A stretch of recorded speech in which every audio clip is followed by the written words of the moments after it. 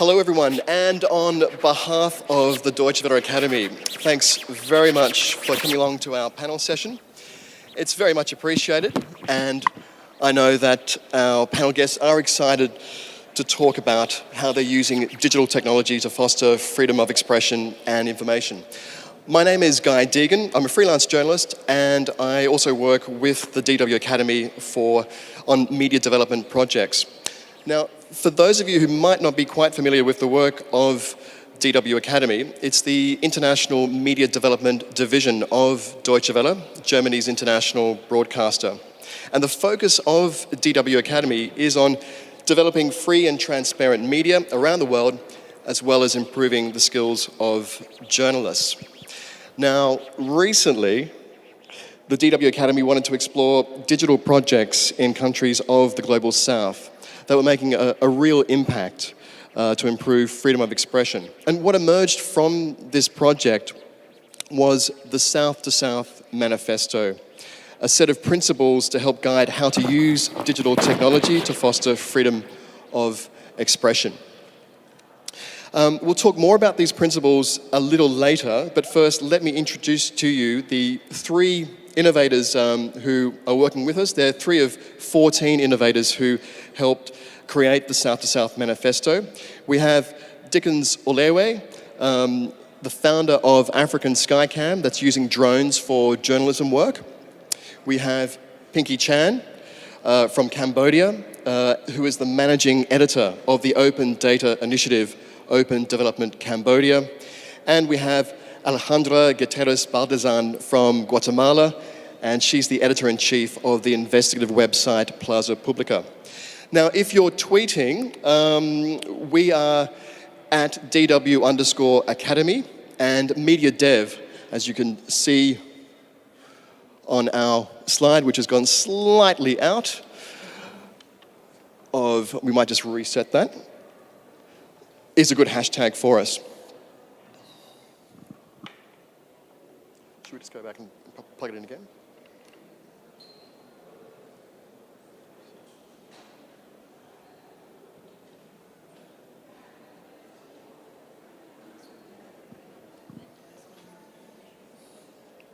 Okay, so Media Dev is a good hashtag for us to tweet along. Now, here in Berlin at Republica, I think we hear a lot about technology.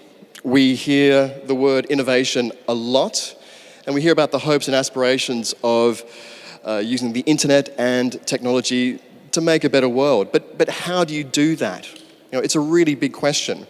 And I think more specifically for an organization such as DW Academy, it's coming more to focus on questions on, how do you support the development of freedom of expression? How do you protect the rights of journalists?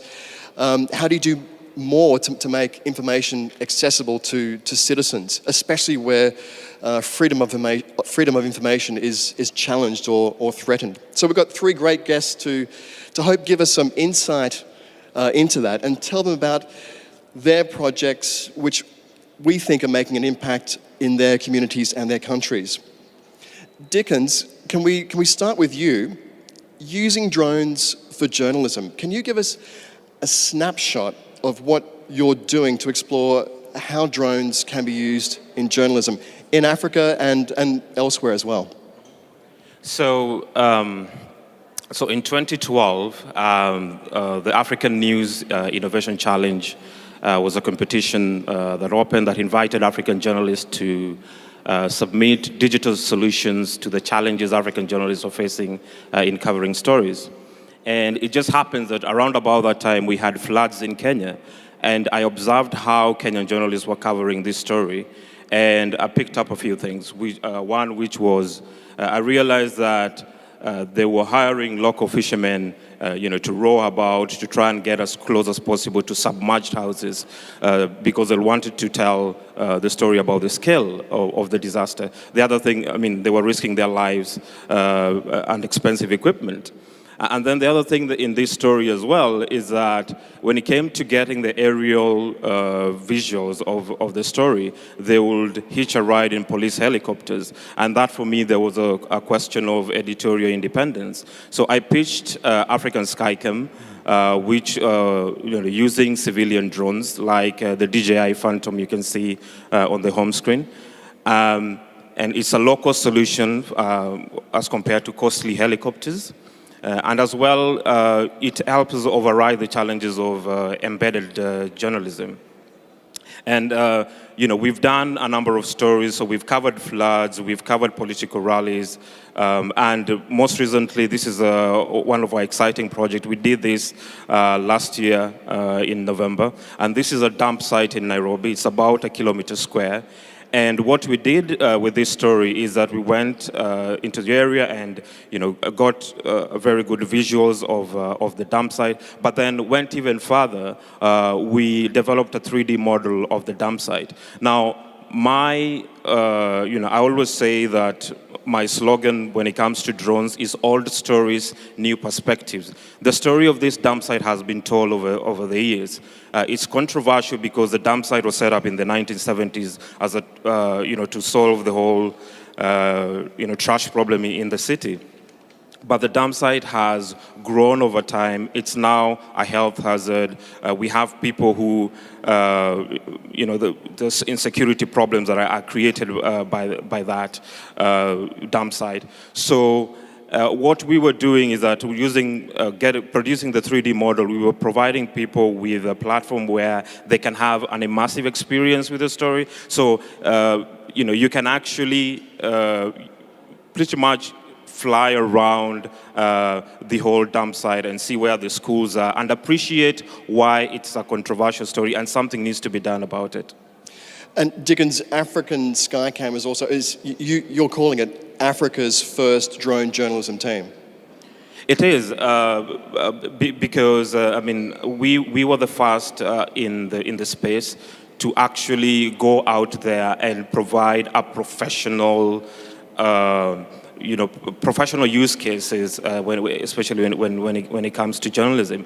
And I must add this, that in January this year, the Kenyan government sent out a notice banning the use of drones in the civilian space, and they call, they say that, there was a concern that there could be a threat to national security. So, because I can't operate, and right now I'm a night journalism fellow at Stanford, and what I'm working on at the moment is how to integrate this technology in the civilian space and for it to be used in journalism.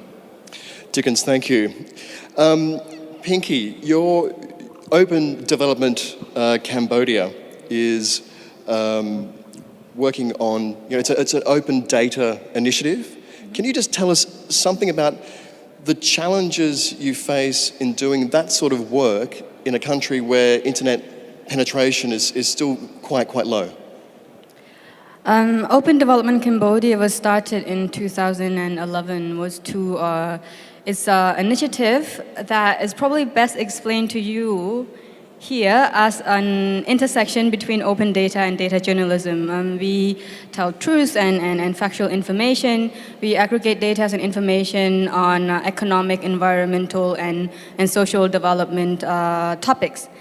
And before 2011, in about 2008, we saw booming industry, but at the same time there's social conflicts, there's potential environmental problem. And to try and understand this problem was quite difficult because information are often incomplete or contradicting or considered to be sensitive and therefore, sensitive and controversial and therefore dangerous. People didn't want to be associated with organization or group that are doing dangerous work or controversial work, and then therefore thinking of having access to information in this field might pose a danger to them as well. what we did was like, okay, let's try to divorce advocacy from data and information. Let's try to present information as they are. And let's try to aggregate all these and give people all the references and all the source of where these information are coming from, and to let them make their own judgment about issues. What you see here is an interactive map on our website. We probably digitize about more than 700 documents from government, from NGO, from private sector, from the news media, to create this map that you can see how large-scale industrial, land concession are overlapping with natural protected area, and how it's affecting hydrology, how mining projects are kind of like gathered together in where forest area are.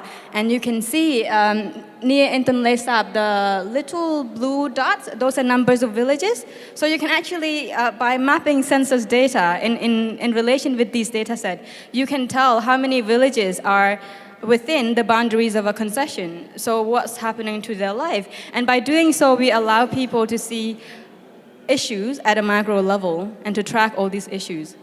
With regard to the internet penetration, so about 5 years ago, we have 10% of the population having access to the internet. Now we have about 26, which is very, very good. But that doesn't let us reach out to them as much as we can, because we are an online platform. And therefore, we are reaching out to offline community by partnership with other organizations, other media project. And here we have an example of a project we have conducted with Deutsche Welle Academy as a partner funded by GIZ. We worked with 3 other media organizations, NGO media organization, and then we include a data-driven journalism training where the data that we collected get put into practice, and we train journalists from the mainstream media houses to use this data and to tell the story that the people are experiencing as something that is a challenge for their life. And with these kind of review the study from the journalists and this data, then we went along and conducted radio call-in show and public forums where the duty bearers are brought together to face with the people, and then the media organization facilitated discussions of why being a farmer is increasingly becoming even more difficult. What are we doing wrong? The data show that we're supposed to get paid this much for our rice, but we only get paid like 30% of that. What else can we do? So then we turn the discussion to not, okay, we are pro this organization or against this organization, but to say, this is how we are experiencing, and this is the data of what it is at a national level. So what is the missing pictures, and what else can we do? And Open Development Cambodia, I mean, I've heard that you are the first data aggregator in Cambodia and also in the region, no?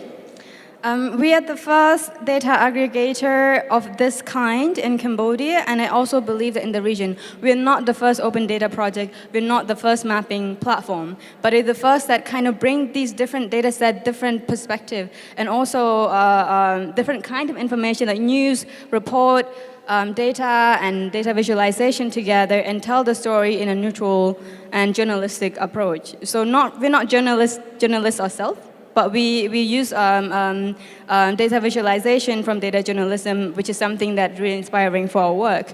And by doing that, we are actually pioneering in this field back home and also in Southeast Asia. Thank you. Alejandra, you're in Berlin at a time when back home in Guatemala, there's huge demonstrations on the streets, anti-corruption protests, calling for the resignation of President Molina.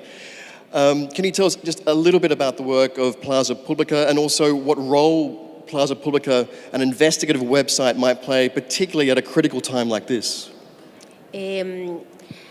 Plaza Publica, its bigger plan is do in-depth journalism and give like bigger explanation of this complicated country that is Guatemala. 36 years of war. Just 18 years ago we signed the peace, so it's a complicated country. And our plan is try to find other ways to see the reality that have been parted in two. We still live in like the Cold War story already. The plan of Plaza Pública is to investigate the relationship between the economical powers and the organized crime and the political powers. So all these stories that are crossing around. And in the case of the protests, it's been like 50 years that the people didn't went out to the streets to protest and say that they are just tired of the system. In this case, it's about the corruption. The corruption have been like the point that everybody agrees, because in other things, everybody thinks different, but corruption is like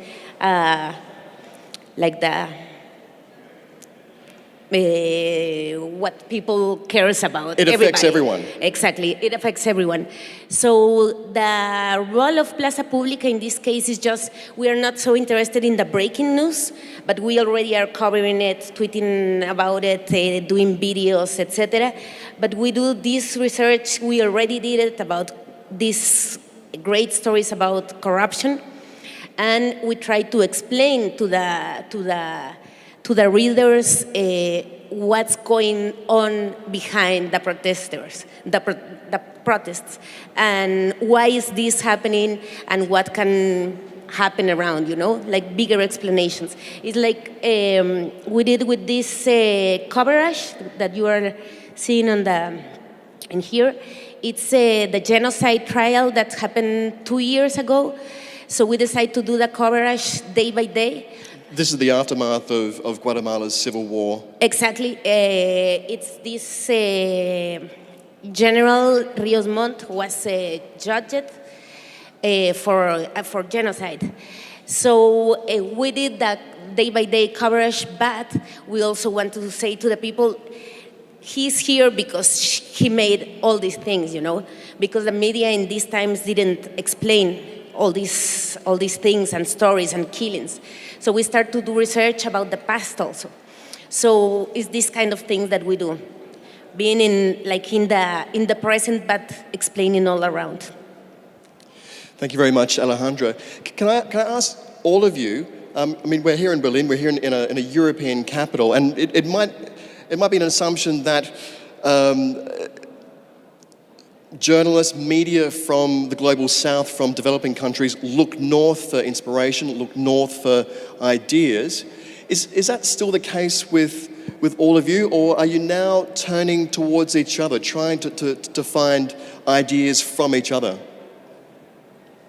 Who wants to start? Can I take that? Okay. I think there's definitely, we are definitely looking at each other's countries. If you look at our political situation, is that we are either emerging from an autocratic system, or we have a pseudo-democracy, and by and large we usually have governments in place which are not very friendly to the media. And it is really interesting for us to look at each other and see how we actually navigating this really, really tough environment. How we are using innovation, and that innovation is not necessarily, it could be the most simplest of things, of how one media house or media organization is using SMS. And I remember a project that really sticks, since we had the get-together in Cape Town last year, was a project in India where they were using an IVR system in a country, which I found that really interesting, that in India, a country, a big democracy, only has like one radio station. And what the journalist from India was doing was he was using the IVR system to pretty much do some sort of citizen journalism. So citizens obviously using mobile phones. Using mobile phones to pretty much have a radio system where people can contribute stories and also listen to stories. And it's just a question of how can we also replicate or scale that system, environments and navigate the kind of legal situation that we find ourselves in. Yeah, that's a nice workaround in India where, if you're not aware, All India Radio, the state broadcaster, really has the monopoly on radio news. There are plenty of community radio stations, but broadcasting news is still something which they're not allowed to do. Alejandra. Yeah. First of all, we don't think that the world is parted in north and south. We don't feel that we are south, or it's upper countries or lower countries. We see that I'm talking from Latin America, not just Guatemala is Central American, in fact. So we think more in regions, and we see like the north countries just like things to see and for information, but what really inspires us is the sharing of Latin America, especially the example of people that is living similar situations, that have the same challenges. So for us, it's more inspiring to see what great and magnificent journalists are doing around. So this is for us, or at least in Plaza Pública. Okay, and there's more of a trend for a movement of investigative websites or organizations in Latin America to start working together, no? Yeah, it's like it's emerging like a lot of digital, especially digital spaces in Latin America, and we also share the media property, concentration of the media property, so it's this huge traditional media, and the digital are starting to do like different work, doing in-depth journalists, and the thing that we trust in the same. So we are creating like great alliances between sharing information, and so I think this is so positive for the region and for the citizenship. Okay, but definitely not a north-south divide in your eyes. Not really. We have some influence. We don't have it. We can't have it. But it's more like that dialogue and the debate, I think, is more around Latin America. And Pinky, for you in Cambodia? I think in our experience, it's more of like how do we approach this within our own timeline. When we first started in 2011, we didn't know that there's something called open data. We just thought that there's all of these scanned document and publication from the government that people don't really have access to out there. So we spend hundreds of hours digitize these documents and then map it. And then we give them the references because we want to protect ourselves by saying, we're not making this up. This is what you put out in the public, and this is what we make out of it. And then about a year and a half ago, we learned about data journalism, and things kind of come together. So then when we're looking at, okay, what's the best practice for open data, for data visualization, capacity buildings and things like that, we look to, the global north, kind of say. And then when we look at, okay, how do we deal with our own challenges? Because we have defamation law, and we don't have access to information. We have a draft cybercrime law, and the political environment and the sphere that Cambodia is having is similar to some of our our neighbors.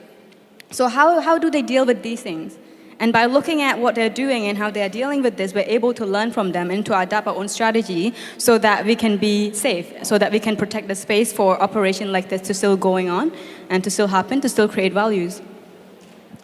Can I ask all of you, Ethan Zuckerman made some interesting points at the beginning of Republica about, and talking about trust in government, or lack of trust in government, in media, lots of different institutions. What can we do as media organizations, as journalists, to really support people to be active in society, to be engaged and to participate? Okay. And hopefully using technology, digital tools to achieve that. In my case, so we have a situation, like I said, where the Kenyan government just banned drones, and we have a professional interest in using this technology. And media freedom is guaranteed in the Constitution. Access to information as well is guaranteed in the Constitution. So we are left with a situation of what do we do? And I think right now I see a great opportunity for us to engage with government. In fact, on the 22nd of April, as part of my John S. Knight Fellowship at Stanford, I worked with the Center for Investigative Reporting and News Labs at Google to organize a conference that brought together drone manufacturers, lawyers, journalists, and academics to discuss the future of drones. I intend to bring this conversation to Africa because I think we have this model, and I think sweeping generalization here, but I think most countries in Africa have this kind of a top-down kind of a model where the government says, we don't like this technology, we don't like this, we are banning them as a threat to national security. So what we are doing is we want to do is to set up a platform where we bring them to the table. They can tell us what their concerns are. We can sell to them what our interest in, because if they ban the innovation, I think it's, the technology, it's killing innovation, I think. So I think more engagement, more honesty, and I think we find ourselves in those kind of situations where, a government is probably not friendly to the media because of some historical events. And I think what we need to do, instead of just standing at the corner and doing nothing and complaining about it, is how can we engage them? How can we approach them? How can we meet them at the point where they'll be willing to engage us? So I think that would be my sort of approach. Can I ask both of you just some quick remarks on that, because we are pressed for time? I think the most important thing is information, and good information and complete information. So for us, for Plaza Pública, the deal or the objective is just to inform. So the protests are not going to be like anger protests, are going to be intelligent protests, and to generate debate, I think, is so healthy also. So I would say that information. For us, it would be in the domain of access to information is to, I believe in the strength in number, and therefore by establishing good practices and standards, something that everyone who's involved with and participate in the process understand, and there's a transparency in what we're doing. And then by using technology to show people that, in Cambodia at least, it is okay to ask questions. It's okay to be curious. It's okay to want to see what's happening with our budget. Information is not dangerous?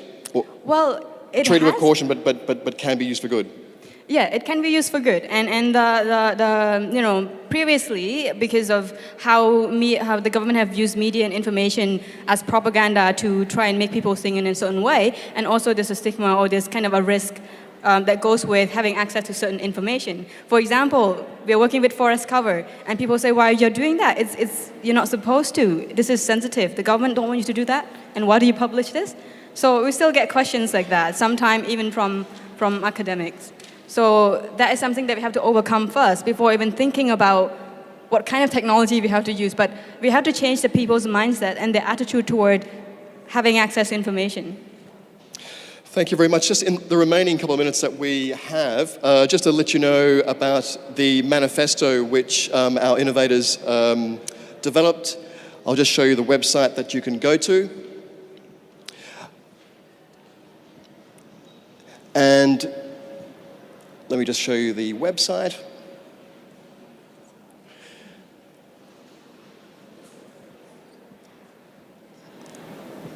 It's not coming back. Yeah, just to go back, thanks. Okay, so academy.dw.de/S2S manifesto. It's in 5 languages, English, Arabic, Spanish, Khmer, and Luganda.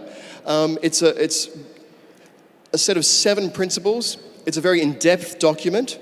There's also a list of recommendations. So it's not just lofty ideals, there's also concrete recommendations which media organizations can really put into action. Thanks very much for your attention, and please, if you've got questions for our panelists afterwards, do grab them. Thank you very much.